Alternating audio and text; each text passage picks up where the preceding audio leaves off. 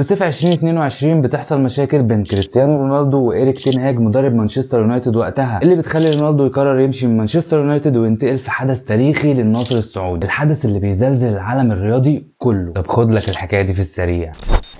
في 30/12 سنة 2022 بيعلن النصر السعودي التعاقد مع الدون كريستيانو رونالدو بأعلى مرتب في تاريخ كرة القدم، 200 مليون يورو. الدنيا اتقلبت يا صديقي، وناس كتير كانت شايفة ان ليه لاعب زي رونالدو مع 5 بالون دور يروح النصر. ناس ممكن تقول لك يا عم ده اعلى مرتب للاعب كورة، وناس تانية تقول لك طب ما يعتزل، يعني هو واحد زي رونالدو محتاج فلوس اصلا؟ عشان يوم 19 يناير 2023 يلعب رونالدو اول مباراة ليه مع النصر، وكانت مباراة ودية في افتتاح موسم الرياض ضد مين؟ باريس سان جيرمان. يعني مين؟ ميسي. يا دي النيله يا عم، وانت ورايا اروح لك فين تاني؟ ويسجل اول هدف ليه ويحتفل احتفاله الشهير. حكايه رونالدو يا صديقي بتبدا لما كان في جزيره ماديرا في البرتغال، اللي من هنا جه لقب صاروخ ماديرا. اتولد في اسره فقيره جدا لدرجه ان امه صرحت قبل كده وقالت ان هي كانت بتفكر في الاجهاض من كتر الفقر اللي هم كانوا عايشين فيه، بس الدكتور بيرفض انه يعمل العمليه. تخيل يا صديقي لو كان عملها كان هيحرمنا من الموهبه دي. رونالدو كان بيحب الكوره جدا يا صديقي وهو صغير، وقعد يتنقل من اكاديميه لاكاديميه لحد ما راح اكاديميه سبورتنج لشبونه. وبكام بقى؟ ب1500 بس. تخيل رونالدو كان ب1500، يا بلاش والله. وخليني اقول لك ان رونالدو وهو صغير كان عنده مشكله في تسارع نبضات قلبه، المشكله اللي كانت هتخليه ما يلعبش كوره اصلا، بس بيعمل عمليه بسيطه كده بالليزر وبيرجع يبقى احسن من الاول ويبقى الدنيا زي الفل. وفضل يا صديقي يتنقل رونالدو بين الفئات العمريه في النادي لحد ما تصعد للفريق الاول وهو عنده 16 سنه بس. احنا عندنا لعيبه دلوقتي ناشئين تحت 30 سنه. الناس تبدا تشوف موهبته ويلفت النظر جدا لناس كتير. قال لما عرفوا موهبته يا صديقي وحسوا ان الناس بدات تهتم بيه،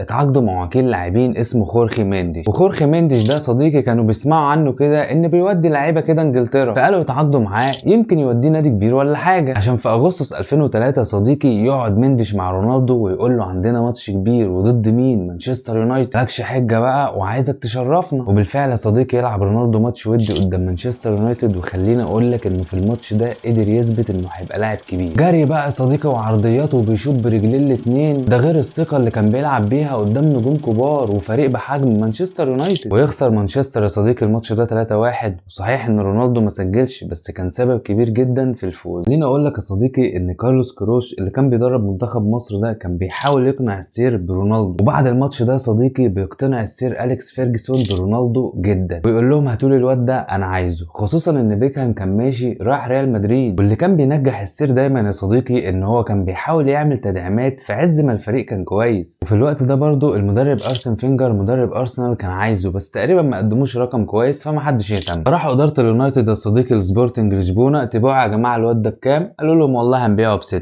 قال لهم خلاص هناخده منكم ب12. شكلهم زمان من زمان يا صديقي، ما هو اللي يدفع 100 مليون في انتوني يبقى زبون. وخليني اقول لك المفاجاه بقى، لما تقولش راح مانشستر، والله عشان في اغسطس 2003 يا صديقي يبقى كريستيانو رونالدو اول لاعب برتغالي في صفوف مانشستر يونايتد بعقد قيمته حوالي 12 مليون يورو. رونالدو يا صديقي لما راح كان عايز يلبس رقم 28، الرقم اللي كان بيلبسه في لشبونه، وهو من ناحيه تانية يبعد عن الارقام بتاعه الاساطير عشان يبعد الضغوطات عنه. بس السير أليكس فيرجسون يا صديقي بيرفض ويقول له ايه الرقم المهمش ده يا مهمش، ما تنشف يلا فيه ايه، ويديله يا صديقي رقم 7، يعني جورج بيست وإيريك كانتونا وديفيد بيكهام وليله كبيره. ويلعب يا صديقي اول ماتش ليه يوم 16 اغسطس 2003، ينزل بديل في الدقيقه 60. صحيح ما يسجلش بس بيعمل اداء يعجب الناس جدا. ويفضل رونالدو يا صديقي يدخل في الاجواء واحده واحده وينسجم مع الفريق اكتر. كمان سكولاري مدرب منتخب البرتغال وقتها ياخده معاه المنتخب. وخليني اقول لك ان المواسم الاولى رونالدو مع مانشستر ما كانش الآلة التهديفيه اللي احنا عارفينها. بيلعب كويس وبيصنع فرص خطيره وساعات بيجيب اجوان، بس هو عنده حاجات تانية مهتم بيها اكتر، يرقص واحد كده يعمل كوبري كده، ده كان بالنسبه له اهم من اي حاجه تانية. رونالدو في اول 3 مواسم ليه سجل 27 جول بس في 137 ماتش. يبدا ينسجم اكتر والناس تحبه وتحب موهبته وينضج اكتر، عشان يجي الموسم الرابع اللي هو 2006 2007 ويخلصوا ب 23 جول في 54 ماتش. بس بتحصل حاجه يا صديقي كانت كفيله بانهاء مسيره رونالدو مع اليونايتد بدري. في يوليو 2006 وتحديدا في كاس العالم انجلترا بتلعب البرتغال في ربع النهائي، ويقوم جاي روني داخل دخله وحشه قوي على لاعب من لعيبه البرتغال، فيجري رونالدو بسرعه على الحكم عشان يطرد روني. ما هو ما كانش فيه فار ساعتها. طب ما عادي يعني، ايه المشكله؟ المشكله بقى ان الكاميرا تيجي على رونالدو بعد ما الحكم طرد روني وهو بيغمز لزمايله على الدكه عشان هو اللي سخن الحكم عليه. وكمان انجلترا تخسر الماتش ده بلانتيات ورونالدو يشوط ضربه الجزاء الحاسمه وانجلترا تودع المونديال. الدنيا تتقلب على رونالدو في انجلترا، ما هو بيلعب هناك. الصحف تكتب والناس بقت عايزه اليونايتد يمشيه والدنيا اتقلبت وكركبت على الاخر. رونالدو يا صديقي بيشوف الحاجات دي وبيقرر ان هو يمشي من مانشستر، وطلع فعلا بتصريح وقال ان هو مش هيكمل وهيشوف نادي تاني. عشان هنا يا صديقي يجي دور السير أليكس فيرجسون ويحتوي الموضوع. ما هو لقب سير ده مش ببلاش برضه. هو كان شايف في رونالدو انه هيبقى حاجه كبيره قوي، مش عشان نرفزه ملعب هنخسره كده يعني، عشان بعدها يا صديقي وتحديدا في موسم 2007 2008 ينفجر رونالدو في الاولد ترافورد ويتحول لماكينه اهداف، ويسجل في الموسم ده تقريبا 42 جول في 49 ماتش. تطور رهيب عن اول مواسم ليه اول ما جه. وفي الموسم ده صديقي قدر ياخد الدوري ودوري الابطال واي جائزه فرديه ممكن تتخيل. احسن لاعب في الدوري الانجليزي واحسن لاعب في دوري الابطال واول بالون دور، كل حاجه. السير كان عنده حق ولا ايه؟ رونالدو شعبيته بتكتر في العالم كله والناس بتحبه. وخليني اقول لك ان في الوقت ده شركه نايكي كانت عامله عقد مع رونالدو قبل التحول الفظيع والانفجار ده. قرروا ان هم يعدلوا عقده خايفين ان حد تاني يجيب له اوفر اعلى، الاعلانات تزيد، الشركات تنهال عليه، كله عاوزه يعمل له اعلان. الصحف يا صديقي بدات تركز مع رونالدو مش بس على موهبته، لا على شكله وستايله، وده بيخلي شركات كتير نفسها رونالدو يعمل لها اعلان. اتحول رونالدو يا صديقي من شاب صغير زمايله بيتنمروا عليه على شكله وعلى ستايله لبراند عالمي قادر يحول اي حاجه اسمها ترتبط باسمه. موضوع زي ده يا صديقي ممكن ما يعجبش مين؟ الراجل الاسكتلندي المنظم الجاد في شغله السير أليكس فيرجسون، اللي كان شايف ان الحاجات دي ممكن تاثر على مسيره اي لاعب. الدنيا تبدا تتوتر ما بينهم. كمان رونالدو كان صرح ان حلم حياته انه يلعب في اسبانيا. الدنيا تبوظ اكتر ما بينهم والسير مش عايزه يمشي، بس بيتفقوا في النهايه ان هو يقعد موسم كمان، والسير بيوعده ان بعد ما الموسم ده يخلص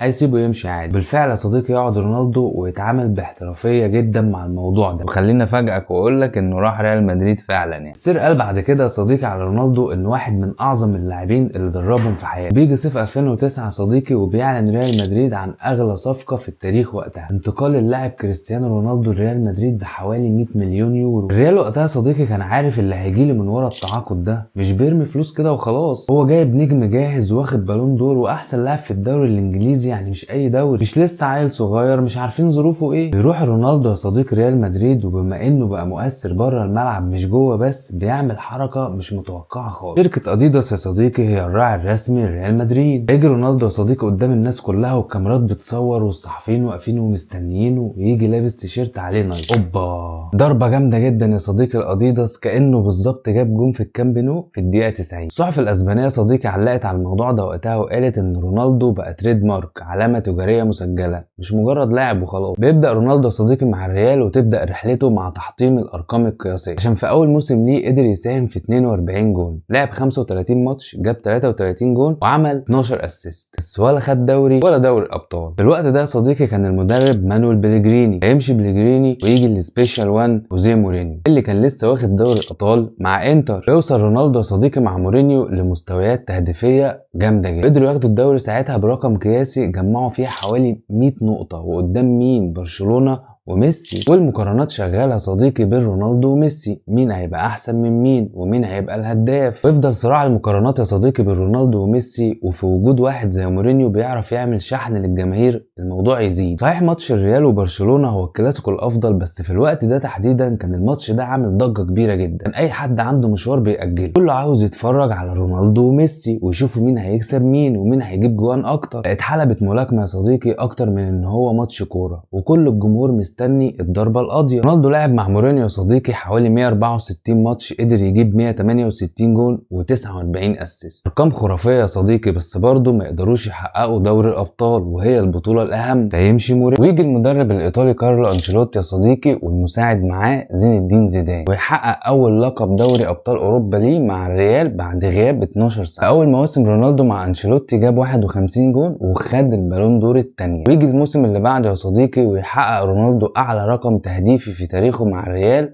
ب 61 جول، وياخد دوري الابطال والبالون دور الثالثه. انت متخيل دي ارقام لاعب مش فريق؟ كارلو انشيلوتي يا صديقي اللي وصف رونالدو وقال كانك بتبدا الماتش كسبان 1-0. ويجي بعد انشيلوتي يا صديقي زيدان، ويحققوا مع بعض القاب كتير من اهمها 3 دوري ابطال ورا بعض، وكمان ياخد البالون دور الرابعه والخامسه. ويقول زيدان على رونالدو يا صديقي ان هو الافضل في التاريخ، لما يبقى عندك وقت صعب في الماتش وتحتاجه فتلاقيه هو دايما موجود. خليني اقول لك يا صديقي ان في دوري ابطال سنه 2018 بتحصل حاجه غريبه جدا، كانت من ضمن اسباب ان رونالدو لما يمشي يروح اليوفي. الريال بيلعب اليوفنتوس في ربع النهائي، ورونالدو يجيب جون دبل كيك عالمي، وفين؟ في تورينو قدام جماهير اليوفي. رونالدو يروح يحتفل قدامهم يا صديقي، بس يلاقي رد فعل غير متوقع خالص، الجماهير تقوم تقف وتسقف له على الجون الحلو اللي جابه. اللحظه دي يا صديقي اثرت في رونالدو جدا، بتلاعب فريق كبير زي اليوفي وفي ملعبهم وسط جماهيرهم، وتجيب جون زي ده في الاسطوره بتاعتهم بوفون، ويسيبوا كل ده ويقوموا يسقفوا لك، حاجه ما بتحصلش كتير. بعد 9 سنين اسطوريه يا صديقي في الريال، قدر رونالدو خلالهم يبقى الهداف التاريخي لريال مدريد، متفوق على اساطير قبله. تحصل مفاجاه كبيره جدا، والريال يعلن ان رونالدو ماشي، وان دي رغبته، وان هو عايز يبدا مرحله جديده من حياته بعد ما عمل كل حاجه مع ريال مدريد. وكله كان مفكر ان رونالدو هيعتزل هناك، ولو في مشكله بينك وبين الاداره يحلوها، بس ما يمشيش. ويعلن نادي يوفنتوس يا صديقي عن الصفقه الاغلى في تاريخه، كريستيانو رونالدو ب 100 مليون يورو. ايه اليوفي يدفع 100 مليون يورو ليه يا ابني؟ بقول لك رونالدو ماشي من الريال. هم صحيح لعيبه اليوفي كلها يا ببلاش يا بارقام صغيره، بس هم كانوا عارفين كويس قوي اللي هيجي لهم ورا التعاقد ده. جماهير بقى بالملايين وراه، ده غير بيع التيشيرتات والرعاه اللي بيروحوا وراه كل حته. رونالدو في الملعب يا صديقي قيمته كبيره جدا، وبيأثر في كل اللعيبه اللي حواليه، وشغفه للمكسب ما بينتهيش، وده كان بيحفز كل اللعيبه اللي حواليه. وهم يا عيني نفسهم في دوري الابطال، والراجل ده معاه 5 لوحده. ويقعد هناك يا صديقي حوالي 3 سنين، ياخد معاهم كل حاجه في ايطاليا الا دوري الابطال، ويجيب حوالي 101 جون في 134 ماتش. وبعد 3 سنين يعلن رغبته في الرحيل والبحث عن رحله جديده، والمره دي مانشستر يونايتد بعد غياب حوالي 12 سنه. بس الدنيا ما تبقاش تمام بينه وبين المدرب الهولندي إريك تين هاج، اللي بيقرر رونالدو ان يمشي من الفريق ويروح النصر السعودي، بصفقه بتهز العالم الرياضي كله باعلى مرتب في تاريخ كره القدم. في النهايه صديقي رونالدو مثال للعقليه المختلفه، قدر يتحدى حاجات كتير، قدرت تعمل منه اسطوره، وتحول من شاب زمايله بتنمروا عليه لبراند عالمي. الناس كلها عاوزه تصور معاه وتكون جزء من قصته. بس يا صديقي لو اول مره تسمع القصه دي سيب لي رايك، ولو اول مره تشوفني اعمل سبسكرايب، واستنى الفيديوهات الجديده. سلام.